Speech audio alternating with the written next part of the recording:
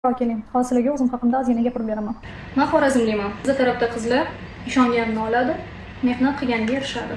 Bizda o'z yo'lidan ketganlarga молодец, o'maribdi deyishadi. O'shaning uchun ham maktabdanoq o'z yo'limdan ketganman desam bo'ladi. San'atga qiziqish. Hamma bolalar o'yinchoq o'ynasa, men raqsga tushib qo'shiq aytardim. Maktabda she'r yozganman, sahnaga chiqqanman, to'rt baho olmaganman, maktab sardori bo'lganman. Maktabga kirishinglar bilan meni rasmim maktabimiz sardori deb chiqib turadi. Qaysi fanda olimpiadaga chiqmaganimni taxmin qilib ko'ringlar.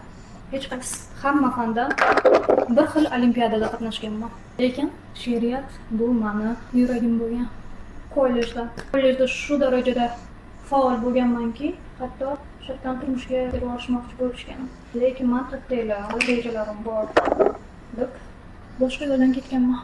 Xorazm malikasi, Kamolot malikasi degan tanlov bo'lgan. Bu paytda kollejda adashmasam 2-kursda o'qirdim. Bu tanlovdan keyin tushunganmanki, san'at bu mening yo'lim. Bungacha hech qachon mening hayolimda san'atkor bo'lish mumkin degan tushuncha bo'lmagan. O'sha konkursda qatnashayotganimda oxirgi daqiqalarida deyarli yutishimga umuman ishonchim qolmagan. Oxirgi raqsimni ijro qilayotganimda, ya'ni men raqsni tanlaganman, oxirgi shartda muzika o'chib qolgan. Lekin jyurilar yana bir marta qo'ydirib, raqsimni oxirigacha tomosha qilishga men o'ylaganman bo'ldi. Yutqizdim. Hamma imkoniyatlarim ketdi. Endi men hech qanaqa o'rin olmayman deb o'ylaganman. Aytgancha, u konkursda men tovus raqsini ijro qilganman, даже ko'yligimgacha o'zim tikkanman. Lekin men o'sha konkursda g'olib bo'lganman.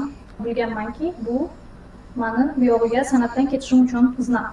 O'shandan keyin syomkalar, to'ylar, sahnalar. Bu yo'lda qiynalgan paytlarim bo'ldimi? Конечно, bo'ldi. Lekin bilasizlar, men qiyinchiliklarga kastingga qarayman.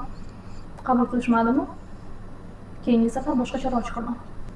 Hozir nima qilaman? Shunchaki yashayman. O'zimni yaratyapman. Kimdir Ayzani hayoti mamnaqa bo'pti, Ayza mamnaqa bo'pti deydi.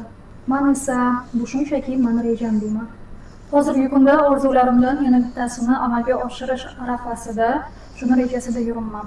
Bu haqida sizlarga aytamanmi, yo'qmi, buni hali bilmayman, lekin aytaman deb o'ylayman. Shu bilan tugadi. Hammaga Я люблю тебя, как любят в жизни раз. Словно солнце в мире не было до нас. От забот и мелких ссор ты меня увел, и ключи от счастья для меня нашел, для меня нашел.